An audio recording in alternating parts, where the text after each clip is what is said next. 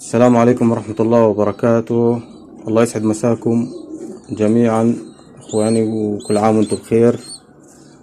طبعا حبيت اقدم لكم هالصوص يعني اللي هو فرخ ابرش احمر.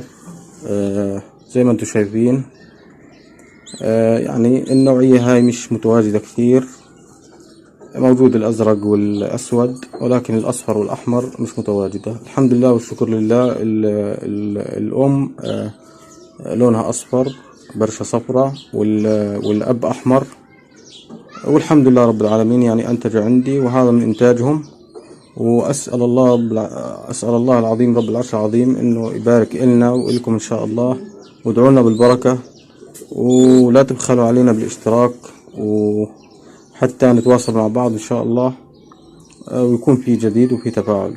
وطبعا زي ما انتم عارفين قناتي جديدة، وحبيت اقدم بعض الفيديوهات حتى نتواصل مع بعض. والسلام عليكم ورحمة الله وبركاته.